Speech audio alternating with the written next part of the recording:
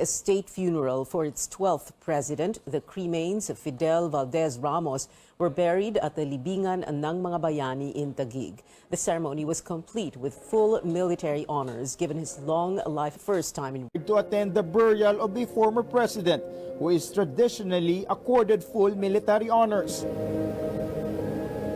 If President Bongbong Marcos was on time, he could have walked with the family in the funeral procession. May we acknowledge the presence But Mr. Marcos, perhaps coming from a busy schedule, arrived just as the graveside honors began. It was almost like things came full circle. 36 years ago, Fidel Valdez Ramos, or FVR, helped oust President Ferdinand Edralin Marcos. the Philippine flag. Today, the younger Marcos presented the folded funeral flag to Ramos's widow. Traditionally, ang nakikita kasi natin is the most senior military officer, the one handing the flag dun sa mga naulila. No? But remember that the President is the Commander-in-Chief of the Armed Forces of the Philippines. Very fitting na ang Pangulo ang magbigay ng bandila kay Ma'am Ming Ramos. A time-honored ritual as the nation bids its farewell to its 12th president. The ceremony still amid a backdrop of a pandemic, the former First Lady speaking for the family, perhaps overwhelmed with love and support. While in a moment of grief, it was also a time of celebration and of gratitude, while we remember a leader defined by humility, courage, and a life devoted to public service. Sabi niya, kaya natin ito. Maraming salamat. Kaya ba natin? FVR's burial serving as a reminder that there are things greater than politics, even for a brief moment. David Santos, CNN Philippines. Pope Francis joins Filipinos in mourning the late former President Ramos. The Pope extending his condolences in a message addressed to President Bongbong Marcos and shared by the Catholic Bishops' Conference of the Philippines. The pontiff underscored Ramos's efforts in, quote, fostering the values of democracy and the rule of law during his years of service.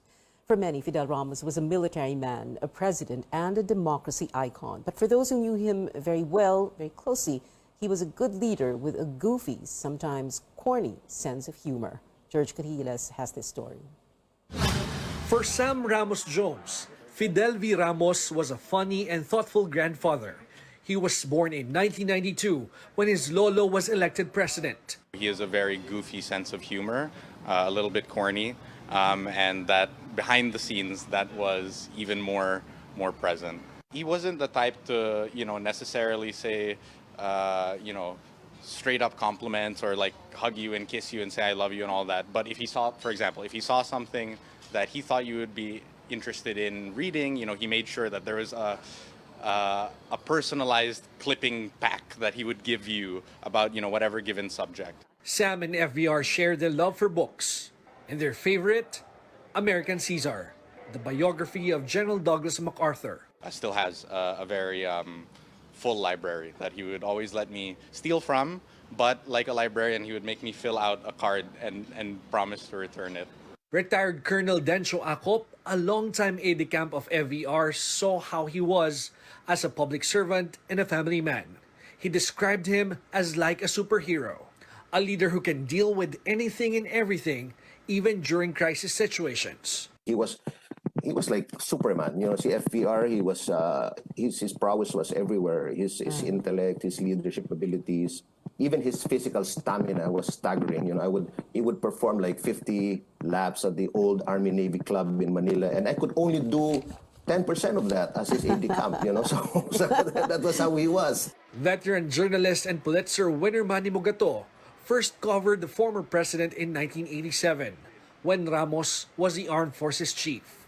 On Politics as Usual last week, Mogato described him as a strict and snobbish officer. But then, there were also corny jokes to charm reporters. But Mogato says FVR became more charming and friendly to the media when he became president. Mogato also saw FVR's grace under pressure, even during death-defying situations. Kasi marami na akong near-death incidents, no? Joining FBR sa kanyang command visits, no? In one of these incidents, yung aming Fokker plane nag-overshoot sa runway sa may Northern Samar, sa Tarman. And si FBR is very cool. Sabi niya, labas muna kayo. He was the last man to emerge from a burning plane. At pagbabayan sa aeroplano, sabi niya, okay, let's get back to work. Jones, Acop, and Mugato all agree that FVR was a workaholic and has the openness and willingness to work with people from every spectrum of society. George Cahiles, CNN Philippines. When we return, the country's economic growth slowed down in the second quarter as consumers grapple with higher prices. And former vice presidential candidate Walden Bello has been released on bail after he was arrested for cyber libel. Stay tuned to Newsnight.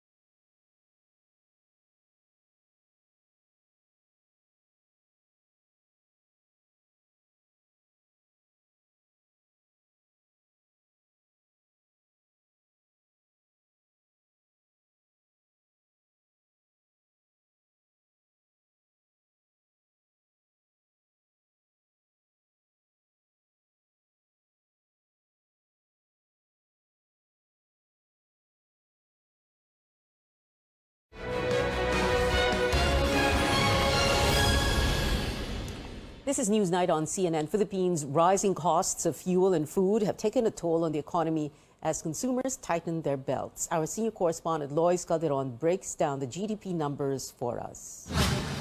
An economy losing momentum. From a growth rate of above 8%, it slowed to just 7.4% in April to June. A disappointing result versus median forecasts of as bullish as 8.6% from a Reuters survey of economists and government's 7.5%. The bumps came from record oil and food prices. As inflation bites, consumers cut spending, crippling an economy that depends on it 70%.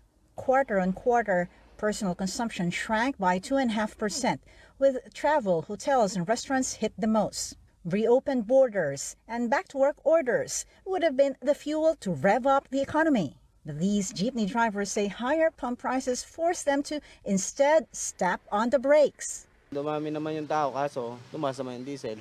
Parang wala lang din. 17 hours ang trabaho ko mula umaga Kasi kung maaga ako uwi, wala. Talo. On the upside, farmers and builders are producing more. Economic managers say the Philippines is not the worst performer in Asia, tailing Vietnam but overtaking Indonesia and China. The inflation headache, after all, is everywhere, and the central bank already moves to tame it. Bangko Sentral Governor Felipe Medalla says the second quarter growth data was within government's forecast range, even if he earlier signaled that supporting the economy is not the BSP's priority. I'd like to believe that the policy change would have net positive effects on the economy. Average growth so far tops official goal. But because inflation still casts a dark cloud, economic managers don't expect the economy to accelerate as fast as the first half for the rest of the year. The growth is likely to, be overall growth for the year is still going to be within the 6.5 to 7.5%. All you need is for the growth in the second semester is a 5.3% growth, which is very highly achievable. It's very likely that we will be able to achieve that growth target despite the headwinds. That's a steady pace to reach their 2022 goal. Lois Calderon, CNN Philippines.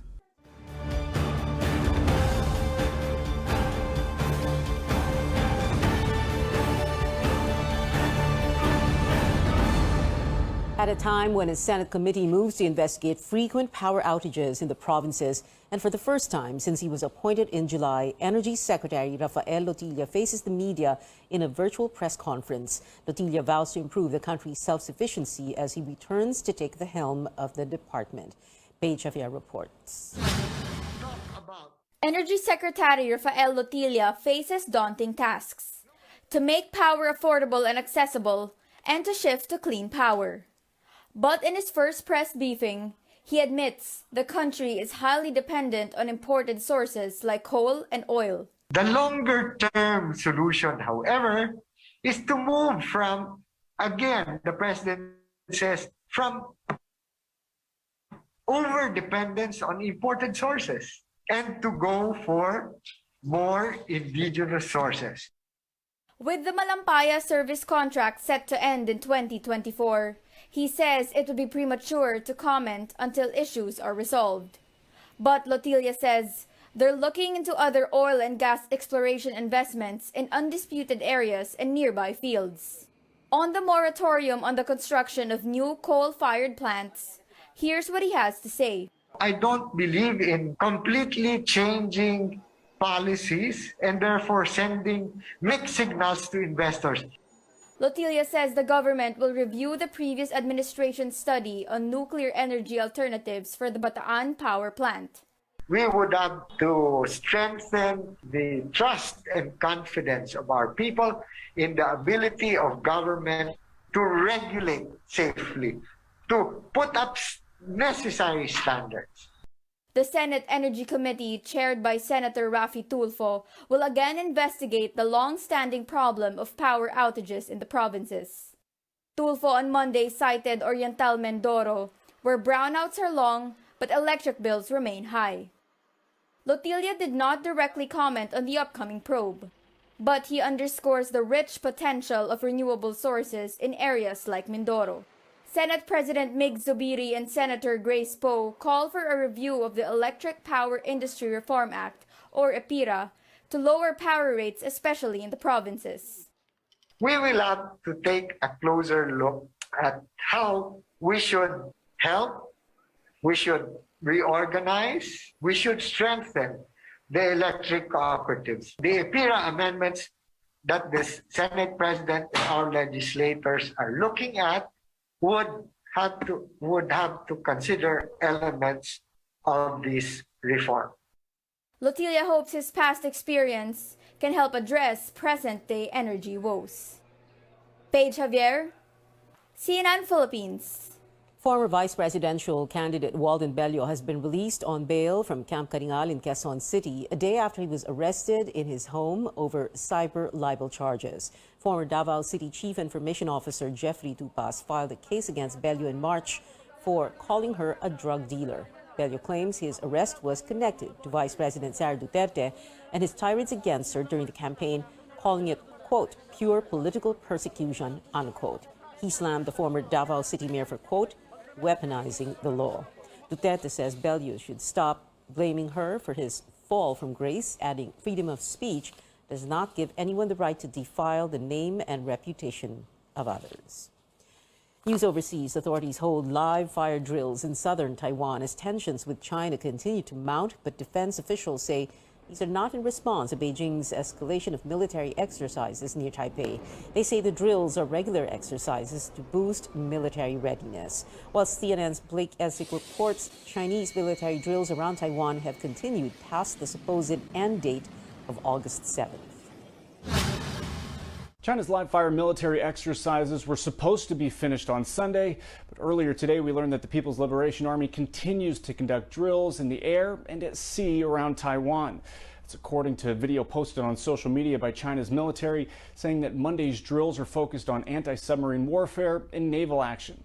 Now, in response to the ongoing drills, a spokesperson for Taiwan's Ministry of Defense says China's drills will give Taiwan's military less time to react, but that it won't back down and will respond more proactively. Now, throughout the first 4 days of military exercises by China, Taiwan's defense ministry says that China simulated an attack against the main island of Taiwan involving cyber attacks, a large number of fighter jets and warships operating daily around Taiwan, with many entering Taiwan's air defense identification zone and some crossing the Taiwan Strait median line. Now, Beijing also launched nearly a dozen missiles, some of them flying over Taiwan for the first time ever. But according to military experts, one of the key takeaways from what we saw the past several days is that China demonstrated that a blockade of Taiwan doesn't require a constant naval presence offshore, and that shipping and air traffic can be blocked by the threat of missiles. And while we don't know what the future holds between China and Taiwan, the self-governing island, it's likely that what we're seeing from China's military, the increased tension and aggressive maneuvering, could be the new normal, according to Chinese state media. From now on, China will conduct regular military drills east of the Taiwan Strait median line, which is closer to Taiwan than mainland China. Blake Essig, CNN, Taipei. In South Korea, at least 8 people were killed after record downpours triggered flooding in Seoul. The floods forced hundreds to evacuate. Homes, roads, and subway stations were flooded. Cars were seen submerged in water. South Korea's Interior and Safety Ministry says 3 of the fatalities were trapped in a flooded semi-basement. 9 others were injured, 6 are still missing. Authorities say the amount of rain recorded since Monday night in parts of Seoul is at 141.5 millimeters of rain per hour, the highest rate since they've began keeping records. And back here at home, the southwest monsoon, or habagat, will bring rains in parts of the country. Forecasters expect scattered rain showers and thunderstorms over the Ilocos region, Abra, Benguet, Zambales, Bataan, Occidental Mindoro, Northern Palawan, and Kalayaan Islands. Metro Manila and the rest of the country will have partly cloudy to cloudy skies with isolated rain showers or thunderstorms for the rest of the night. Pag-asa is monitoring a tropical storm with international name Mulan outside the Philippine area of responsibility. The Public Works Department pointing to an unfinished drainage system at the Dolomite Beach in the city of Manila as the reason for heavy flooding in the capital. DPWH Secretary Manuel Bonoan told CNN Philippines rehabilitation for the drainage system along parts of Ross Boulevard is facing delays because of additional requirements from the Environment Department. He says work on the drainage may last until the end of September. Hindi ngayon nagpa-function mabuti yung mga pumps natin ngayon, because we are upgrading them into bigger pumps. The problem really is actually when the Dolomite Beach was placed there, we need to secure the runoff water, the dirty water should affect the Dolomite Beach. They have required us to put up a sewer pipe about 350 meters towards Manila Bay.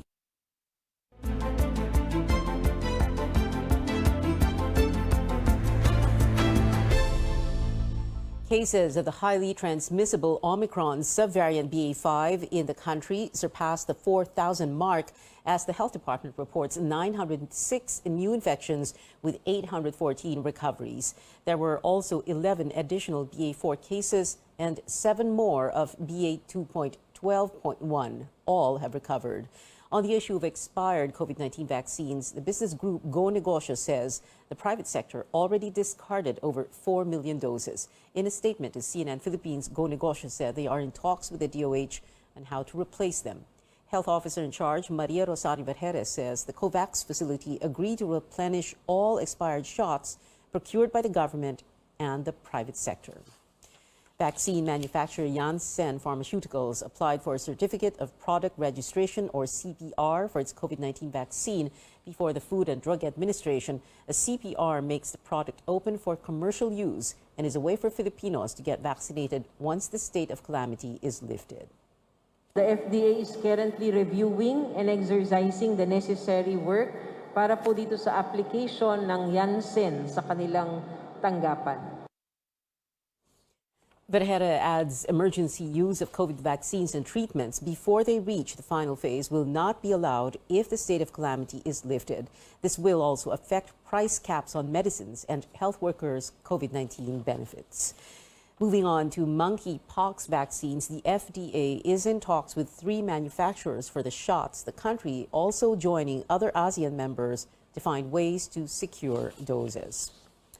Senator Cynthia Villar tests positive for COVID-19. She is the 3rd senator to catch the virus in less than a week after colleagues Amy Marcos and Alan Peter Cayetano, all 3 lawmakers, attended Tuesday's session virtually. Senate President Mig Zubiri says Marcos had fever while Cayetano is set to physically return to work next week. Cayetano's infection prompted stricter health protocols in the Senate, with guests now required to show negative COVID-19 test results.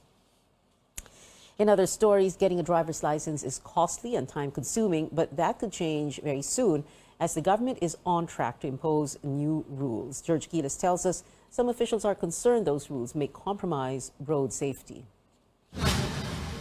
Clarissa Paghubasan is applying for a driver's license. Paghubasan underwent 15 hours of theoretical course before she received a student permit, and then 8 hours of practical driving course as a requirement for a non-professional driver's license. It would be better kung may sarili siyang sasakyan to practice din aside doon sa driving school. Kasi kung mag-rely lang sa driving school, I think maikli. The Land Transportation Office is suggesting a shorter and cheaper training for those who want to get a driver's license. LTO Chief Chofilo Guadis urges that both theoretical and practical driving courses should only be done in at least 3 hours. As for the fees, Guadis wants standardized costing among driving schools. 80 pesos for online theoretical course and 500 pesos for classroom theoretical and practical driving courses. Ang hihigpitan po riyan yung examination. I'll see to it that when you get the examination, you are given a really dressing on the rules on the road. Pag hindi mo na ipasa yan, then you have to repeat the process. The Philippine Association of LTO-accredited driving schools agree that theoretical driving courses must be shortened from 15 to 8 hours by removing repetitive topics in the LTO curriculum.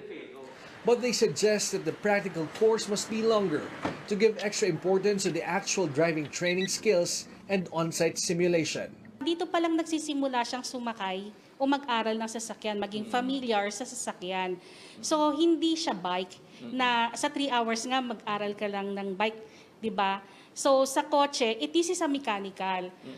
Mako-compromise dito yung road safety, yung kaligtasan ng lahat.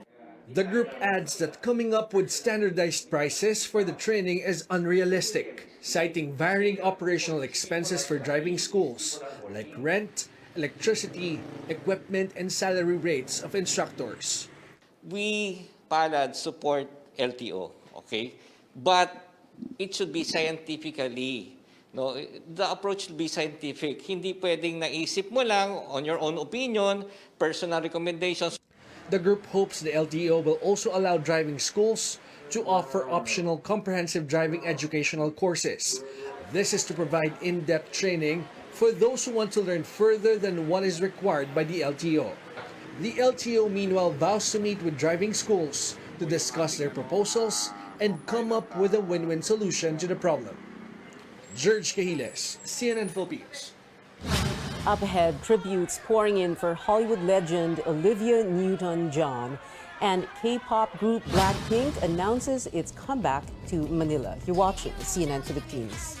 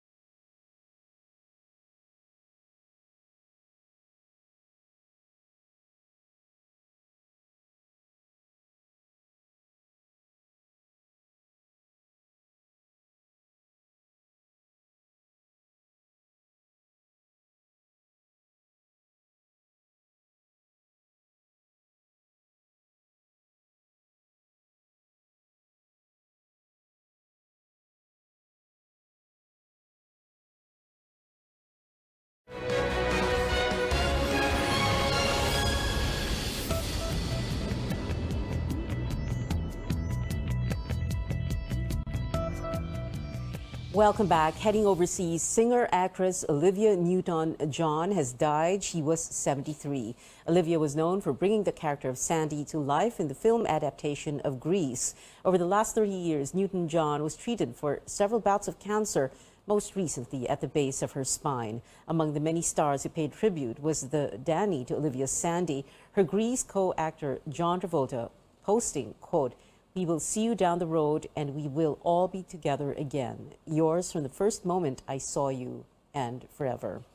Fans also paying homage to Olivia with a floral arrangement in her honor on the Hollywood Walk of Fame in the U.S.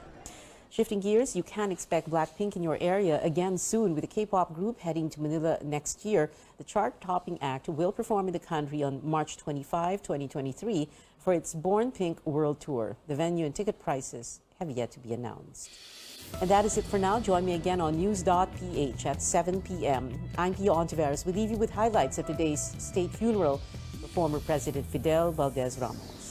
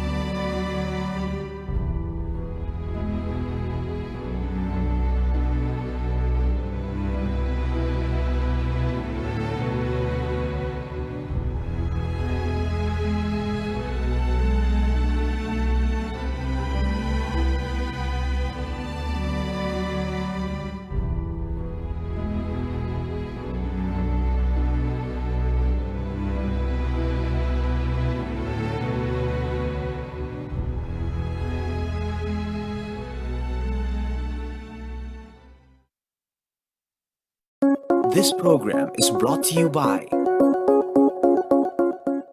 So many questions about what is the federal government doing. Do you get the anger that is out here? How concerned are you about the front line? You don't believe that there's a racial divide here. Looking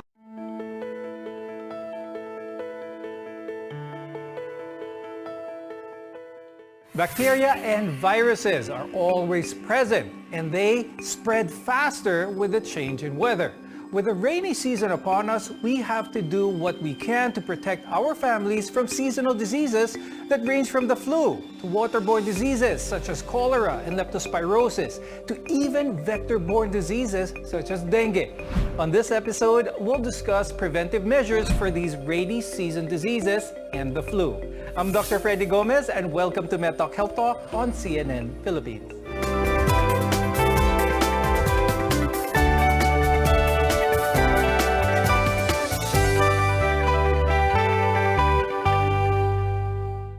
With us today is Dr. Alexander Huson, an infectious disease specialist from the Binyan Doctors Hospital and the Philippine Society of Microbiology and Infectious Disease.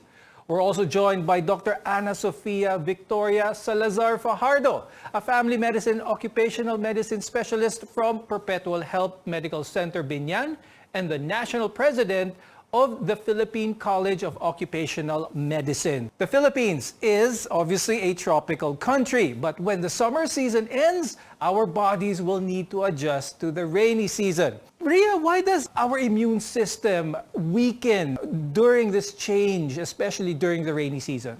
Our immune system is really used to the warmer temperatures, no? Since we're here in the Philippines, our climate is always warm and humid, and any change in extreme temperature can always weaken the immune system. Now I'd like to ask Dr. Alex, during this rainy season, it's upon us already, what should our viewers watch out for? Ano yung mga diseases that should be prevalent or common ngayon na may change in temperature? The most common diseases that we will be seeing during this season is the respiratory illnesses. So most common yung mga trangkaso or the usual flu that we encounter. Also, in the advent of rainy seasons, of course, may mga flooding. We also encounter dengue, leptospirosis. Also, some other foodborne diseases will also be more common during these days, like hepatitis or acute gastroenteritis. Could you explain to us what is the connection of the colder weather? How does this aggravate the spread of microbes like viruses and bacteria? Since maulan, mas malamig, and yung mga tao, usually they nagkukumpul-kumpul, mas malapit sila, will all be contributory to sa pagkahawa-hawa ng, for example, yung flu or trangkaso. Kasi mas malapit, mas increase ang contact with other people, then yung mga communicable diseases will be more prevalent during the season. According to the Department of Health, the common diseases during the rainy season in the Philippines include, aside from the respiratory diseases, they also include diarrhea, waterborne diseases such as typhoid fever, cholera, leptospirosis, and vector-borne diseases such as malaria and dengue. Now, let's first talk about diarrhea. Doc Ria, why is this very common, especially among Filipinos and also during the rainy season at that? So, of course, we all know that the very common means of transmission for diarrhea is foodborne or waterborne diseases. And sometimes, if we do not wash our ingredients for our food properly, then, of course, it will be exposed to the bacteria and the pathogens in this raw food, no? I'll ask Dr. Alex naman, let's talk about some of the waterborne diseases here. Among them is cholera, leptospirosis, and typhoid. Let's start first with typhoid, Doc Alex. Please explain to our viewers what this is and why should we be concerned about this? Typhoid is caused by a bacteria called Salmonella. So marami mga types ng Salmonella. And usually we get this from the oral fecal route. So nakakain natin yung bacteria which causes typhoid fever, or some medical terms will call it enteric fever. So usually focus sa yan or sa enteric system or sa gastrointestinal system wherein it causes prolonged fever. Doc Ria, what about, let's talk briefly about vector-borne diseases naman. Please explain to our viewers, especially napaka-common na ngayon ang dengue. Dengue, no, is caused by the mosquito, and around our house, no, sa ating bahay, pagka may naiipon na tubig, doon pwede po magkaroon ng breed, no, ng ating mga lamok na nagkukos ng dengue. Now, Dr. Ria, what about malaria? Pwede rin mangyari ito sa Philippines, yes. Pero bakit mas napakadalas ang dengue kesa sa malaria? Ang malaria naman po, nakikita natin sa mga clean places, no? Ang dengue talaga po ay dati lang during the rainy season. Ngayon po ay all year round na po nakikita ang dengue sa ating mga pasyente. So, kailangan lang pong siguraduhin, laging malinis ang ating paligid sa mga bahay at ating sa mga trabaho. And apart from what DOH listed, influenza, or commonly known simply as the flu, also occurs all year round. Doc Alex, why is the flu equally as concerning as other rainy season diseases? Kasi very communicable siya, masyado siya mabilis makahawa simply because yun na it's being spread through respiratory droplets. So para siyang COVID. Pag-ubo, pag-sipon, and pwede siyang mahawa through droplets and also contact. Also very common na magkakos ito ng debilitating headache and body aches that will impair yung functionality ng patient na magkakaroon ng flu. Now, we'll talk more about the flu and how best to prevent it later on in the show. But there are a number of illnesses to watch out for, especially during the rainy season. When we return, let's find out who are vulnerable to diseases in the rainy season and how best to manage them. Only here on MedTalk Health Talk.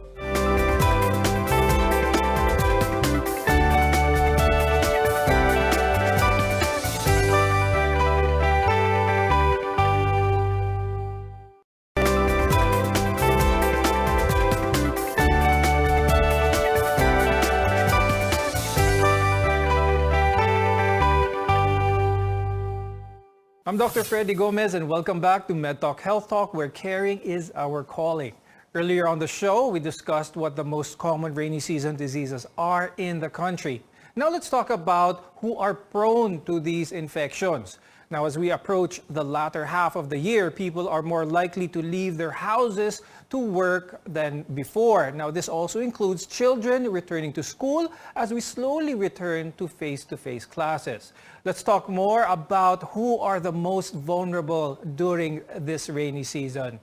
Doc Ria, is there a specific age group most likely to get sick, lalo na ngayong tag-ulan? Our seniors, those who are 60 and above, and our children as well, the very young.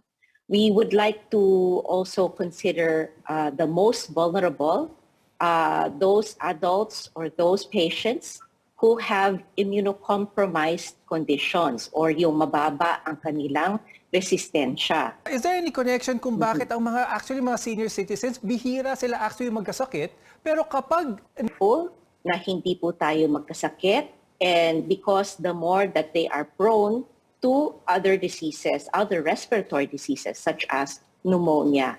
And this is why we would like to encourage all of our senior citizens to have their flu and pneumococcal vaccination. Now, Doc Alex, do you also have tips for workers who travel to and from their work, even students, especially those in university na madalas bahain? Iwasan po natin yung mga possible sources of infection. So, it's a good thing that wearing mask is mandatory because of the COVID-19 pandemic. So, that piece of cloth, that mask will protect the mga estudyante, mga workers na mahawa from other people who might have, example, sipon, ubo, or mga flu, trangkaso. Now, Doc Alex, pag-usapan natin the vector-borne diseases, especially dengue. Binanggit ni Doc Ria na talagang dito sa mga cities, big cities, mas common talaga ang dengue. How can we protect ourselves, lalo na sa mga mosquito bites? We have to remember that dengue mosquitoes are day-biting mosquitoes. So, usually, if you go into work in the morning, if you go to school in the morning, dyan yung sila makukuha. Pwede po natin, syempre, kung nasa office work tayo, try to look for the breeding places of mosquito. Most common dyan yung mga stagnant water. Check the area kung mayroong mga flower vases, mga baso na hindi na mayroong stagnant water, yung nakatenga lang na tubig, and we have to dispose of them. Now, Doc Ria, tell us what basic medication should we have inside our medicine box during the rainy season? Should we stock up on antibiotics, Doc Ria? So with regards to antibiotics, I would advise our viewers to please consult your doctors first before buying your antibiotics. But some of the common medicines that we should have at home are paracetamol, probably some cough medicines, some medicines to also address your runny nose or your colds, yung para sa ubot sipon, and even for, let's say, a tummy ache, yung ating mga para sa sakit ng tiyan, just in case meron nga po tayong mga sakit tulad ng diarrhea. Now, Doc Ria, pag-usapan naman natin ng nutrition. What kind of food should we be consuming, especially now sa rainy season? Food that will increase or make our immune system more robust? So we should drink enough water every day, around 8 to 10 glasses of water or more if you are in a hot environment. And of course, we'd like to increase our vitamins and minerals through fruits and vegetables, and making sure that our diet is well balanced, having the right amount of protein, calcium, carbohydrates in the food that we take. Now, Doc Alex, let's talk about earlier on the program, we talked about typhoid, we talked about cholera. Please remind, especially parents of young children, how important it is to seek consult whenever they suspect na yung anak nila ay meron ito. Yung common symptoms kasi nila for cholera, super dami na diarrhea that will cause dehydration. Also, typhoid naman will cause fever, prolonged fever, and late complications, pwede makaroon ng bleeding sa loob ng tiyan or ng intestine. So, very important magpa-consult po sa doctor po natin para mabigyan ng correct antibiotics. So we've learned really a lot from both of our experts today when it comes to rainy day diseases. Thank you so much, Dr. Alexander Huson and Dr. Ana Sofia Victoria Salazar Fajardo, for sharing your insights about rainy day diseases. Coming up, we'll give you tips on how to boost your immune system against a year-round disease known as the flu or trancaso, only here on MedTalk Health Talk.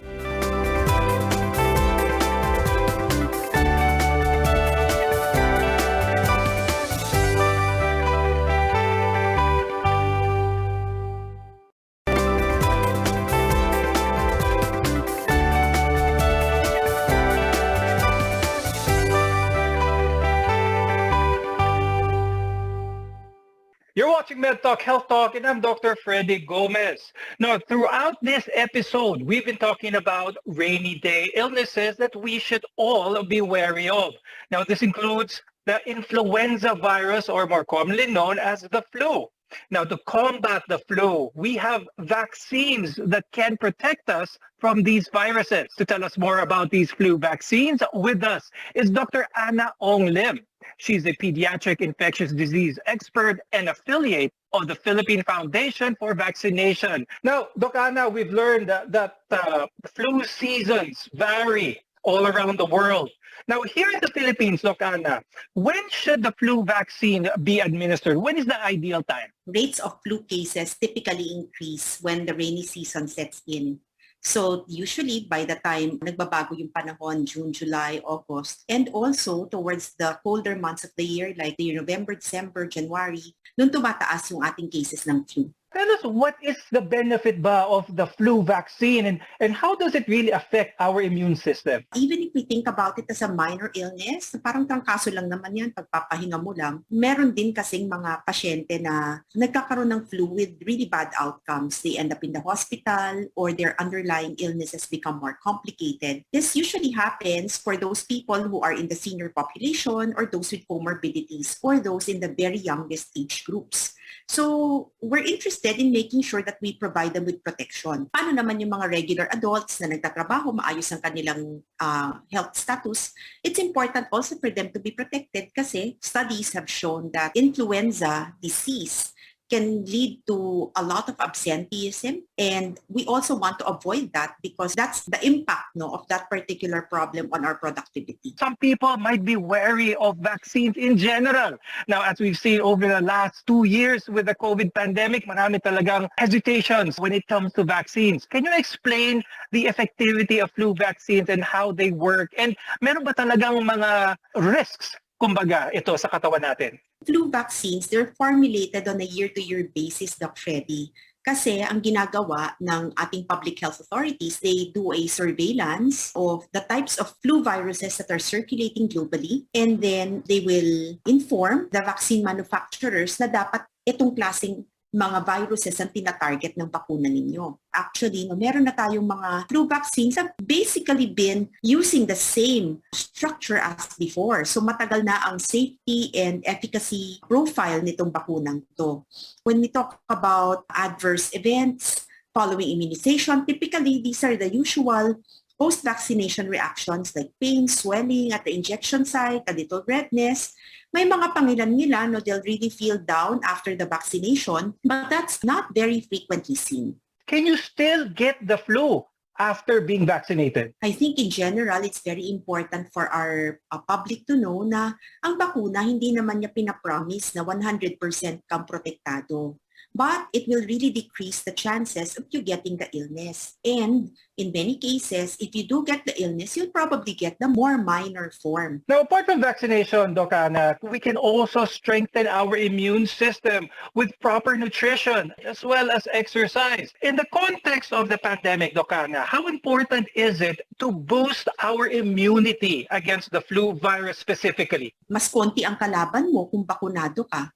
So those who have been vaccinated against flu and eventually got COVID fared better. They had better outcomes compared to those who were unvaccinated. Boosting our immunity against COVID, of course, involves all of these measures that you mentioned. But of course, wag natin kalimutan dahil meron namang bakuna, why don't we benefit from these vaccines? Can you share with us some tips on how to boost our immunity against illnesses, especially during the flu season? The stuff that we remind people about, to focus on during this pandemic, like physical distancing, wearing your mask properly, staying in well-ventilated areas, and hand hygiene, are actually the same things that will help prevent influenza. Eating properly, engaging in exercise, sleeping enough every day is really going to help their general health and will help them resist lots of infections, including the flu. Now, before we let you go, Dr. Anna, I would like to give you the chance to encourage our viewers to take their flu vaccines ASAP and let them know where can they get their flu shots, which is very important. In the past 2 years, our focus has really been on COVID, but we should really not lose sight of all of these other vaccine-preventable diseases that we can avoid by being up to date with our vaccines. So I'd like to highlight influenza, lalo na we're already in the midst of the rainy season, and some of the infections that we think might be COVID can actually also be flu. So being protected will provide extra security and also, as I mentioned earlier, prevent these more complicated forms of COVID as has been shown in studies. So these vaccines are readily available. For seniors, our local government units have programs that provide them for free. And for other age groups, you can readily access these from your doctors, who will always know or usually have these vaccines available because it's really part of our routine schedule. Thank you for being with us, Dr. Anna Ong Lim, and for sharing your insights and, of course, your expertise as well as your time. I'm Dr. Freddy Gomez, and thank you for watching MedTalk Health Talk. We'll see you again next time.